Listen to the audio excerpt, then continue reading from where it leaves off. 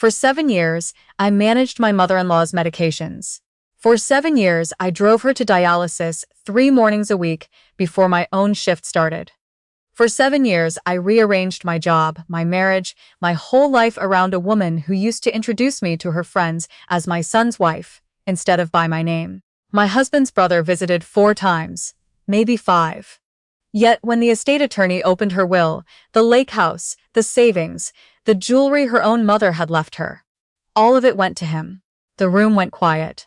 My husband wouldn't look at me. Everyone waited for me to cry, to argue, to finally say something. Instead, I reached into my bag and set an envelope on the table. That's when my brother-in-law's wife stopped smiling. My name doesn't matter for this story. What matters is that I was 39 years old when I finally understood that doing the right thing and being treated right are two completely different things. It started the winter. Eleanor's kidneys failed. She was my husband Patrick's mother, a sharp, proud woman who'd run a flower shop in our town for almost 30 years before her body started giving out. The diagnosis came fast. 1 minute she was complaining about her knees. The next she was being scheduled for dialysis 3 times a week, and somebody had to take her.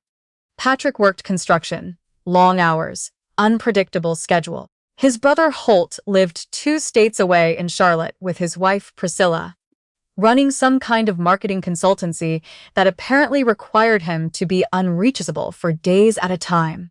I worked at a dental office, 9 to 5. The kind of job where you can sometimes ask for a long lunch if you explain yourself to the right person. So somehow, without anyone ever actually deciding it out loud, it became my job. Every Monday, Wednesday, and Friday, I left work at 10, picked Eleanor up at 11, sat with her through 4 hours of dialysis, then drove her home and made sure she ate something before I went back to finish my shift. My boss was patient with me for the first year. By the second year, I'd had to drop down to part-time, which meant less money right when we needed more of it. Co-pays, gas, the parking garage at the hospital that never once gave me a break on the rate. I won't pretend I did it cheerfully every single day. There were mornings I sat in my car in her driveway before going in, just breathing, trying to find the patients I needed for the next 4 hours. Eleanor wasn't an easy patient. She complained about the temperature in the dialysis center, about the nurses, about how Patrick never came himself. Like I was some kind of consolation prize she'd been handed. But I loved her in the complicated way you love family that came with the marriage instead of the blood. And underneath all of it, I think I just believed that someone showing up every single time for years had to count for something. Holt called on Sundays. Sometimes. He'd talk to his mother for 10-15 minutes, tell her about a trip he and Priscilla were planning, ask if she needed anything, and she'd always say no. She was fine. Patrick's wife was taking good care of her. Then he'd hang up and not call again for 2 weeks. When he did visit, Thanksgiving, sometimes Christmas, occasionally a long weekend in the summer, Priscilla would post pictures of the 3 of them at the lake house, Eleanor still owned, captioned with things like quality time with mom and so grateful for these moments. And I'd sit there scrolling through them on my lunch break between dialysis runs, saying nothing to anyone. Patrick noticed, in his own quiet way. He'd shake his head sometimes after we hung up with his brother, mutter something about how Holt had always been like this, the favorite who never had to try. But he never pushed back on it either. His family had a rule nobody ever said out loud. You didn't confront Holt. You didn't make him feel guilty. Because Holt got prickly, and then Eleanor would spend a week worried her sons weren't speaking. So the imbalance just sat there, year after year, unspoken and unaddressed, while I drove Eleanor to dialysis, and Holt posted pictures from the lake house. By the 5th year, Eleanor's friends had started saying things to me directly. At her birthday lunch, one of them squeezed my hand and said, "You're a saint, you know that? Eleanor's lucky to have you." I smiled and said, "Thank you," and didn't mention that I hadn't slept more than 5 hours a night in longer than I could remember. That I'd missed my own niece's college graduation because Eleanor had a bad reaction to a new medication that same weekend. that my marriage had become mostly logistics. Who's picking up mom? Who's filling the prescription? Who's calling the insurance company about the denied claim? I told myself it didn't matter, that I wasn't doing it for credit. And mostly, I believed that. But somewhere underneath, quietly, I think I assumed that when the time came, things would even out. Not because I felt entitled to anything specific, just because it seemed like the natural shape of fairness. That 7 years of showing up had to mean something. Eventually, in some form. Eleanor passed in March, in the hospital, with a kind of peace I hadn't expected after watching her struggle for so long. I was the one holding her hand. Patrick had stepped out to take a call from his boss, and Holt was 3 states away, on a plane that landed 2 hours too late. I remember the nurse asking if I wanted a moment alone with her, and I said yes, and I sat there in that quiet room, not thinking about wills or money or fairness, just feeling like something that had taken up 7 years of my life had finally, gently ended. The funeral was small but warm. People from the flower shop she'd run for decades came to share stories about her sharp tongue and her soft heart, the way she used to give away the unsold bouquets to whoever looked like they needed one. Priscilla cried beautifully in the front row, in a black dress that looked like it cost more than my entire wardrobe. I stood near the back, exhausted in a way that had settled so deep into my bones, I didn't recognize myself anymore. 2 weeks later, the family gathered at the law office of Eleanor's longtime attorney, a careful, soft-spoken man named Mr. Ashworth, who'd handled her affairs for over a decade. Patrick sat beside me, tense, his jaw tight.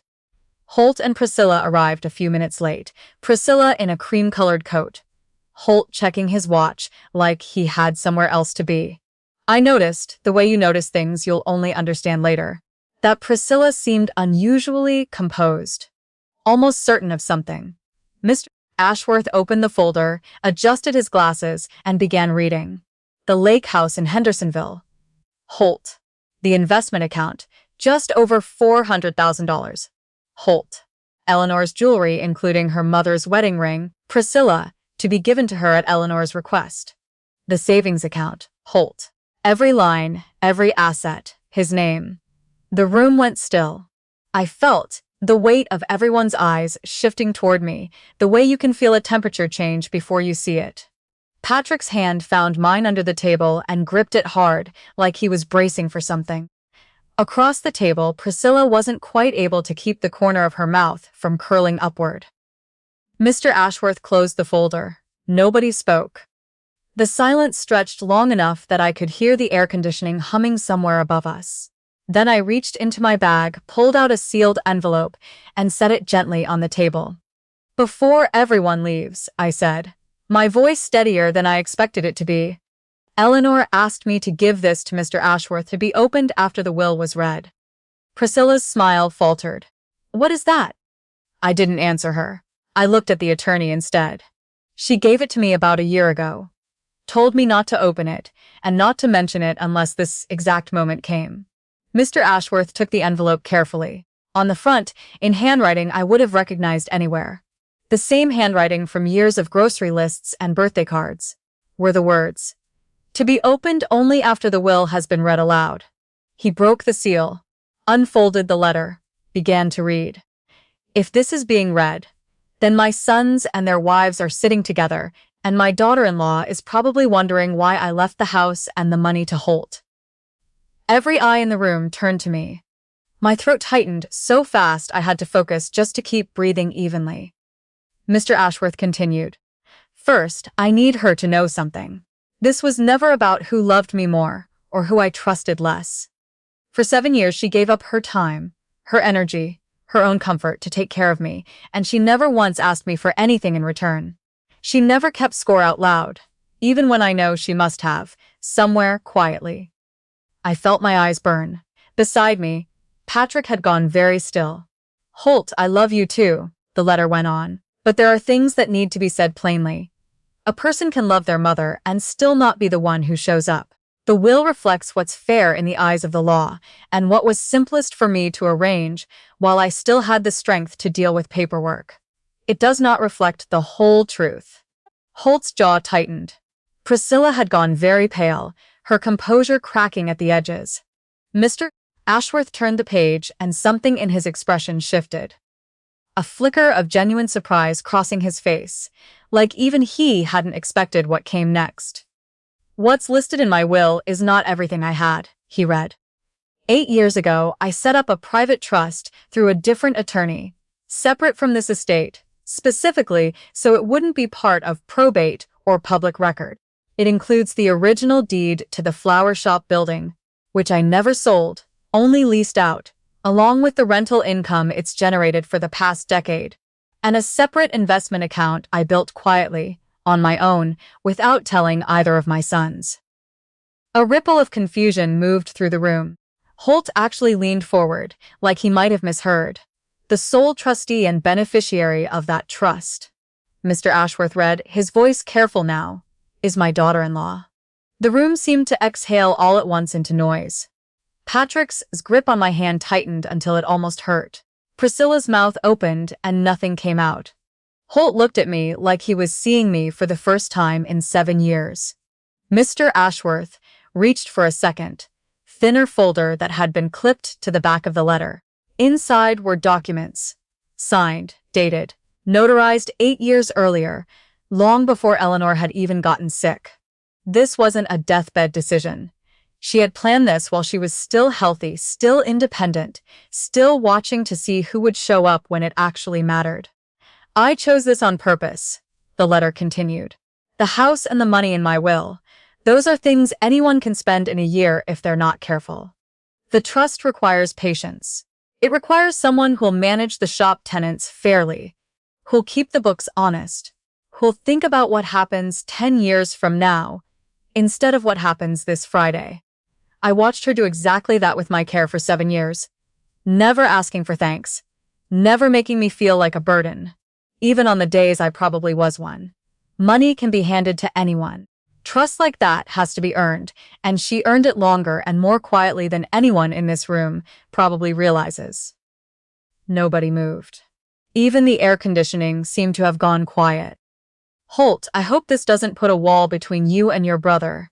I love you exactly as much as I love him. But love and trust were never going to be the same thing in my mind, and I needed at least one decision in my life to reflect that honestly, even if it's an uncomfortable thing to read out loud." The letter ended there. For a long moment, nobody in that room said anything at all. Priscilla stared at the table like the wood grain might rearrange itself into a different outcome. Holt finally looked over at me, and there wasn't anger in his face. Exactly. Just something heavier. Recognition, maybe. Or regret, the kind that comes too late to do anything useful with. I could have said something pointed in that moment. I'd certainly imagined versions of this scene over the years, late at night, half asleep after a long shift. At the dialysis center, the kind of petty, satisfying speech you write in your head and never plan to say out loud. I didn't say any of it. I just folded my hands in my lap and let the silence sit there. Because somewhere underneath the shock, I understood that the moment wasn't about proving anyone wrong. It was about something Eleanor had spent years quietly trying to tell me, in the only language she had left by the end. Paperwork and timing, and a sealed envelope she trusted me to deliver at exactly the right moment. On the drive home, Patrick didn't say much either. Somewhere past the second stoplight, he reached over and took my hand again, this time gently, and said, "I'm sorry, for all of it, for never saying anything when it would have mattered." I didn't have an answer ready for that, so I just held onto his hand and watched the road. Holt called a week later. It was an awkward conversation, full of long pauses. But he said he wanted to come by, see the shop, understand what his mother had actually built there over 30 years, instead of just hearing about it secondhand. I told him he could come anytime. I meant it. Whatever had happened in that office, I didn't want it to become the only thing that defined us going forward. The lake house sold within 2 months. Holt and Priscilla used the money for something. A renovation, I think, though I never asked for details, and they never offered any. I kept the flower shop building exactly as it was. Found a manager who actually cared about the tenants. and used part of the trust income to finally take the kind of leave from my job I hadn't been able to afford in 7 years. People still ask me sometimes if I was angry, reading that will out loud in that office, hearing every asset called for someone else before the envelope ever came out. I think about it honestly, and the answer is more complicated than yes or no. I was angry for about 4 minutes. Then I understood, and the anger didn't have anywhere left to live. My sister-in-law got a lake house and a number in a bank account. What Eleanor left me made me understand. Finally, that someone had been watching the whole time, even when it felt like nobody was. The money was never really the point. The fact that she'd seen me. That mattered more than anything written in that will. And more than anything written after it.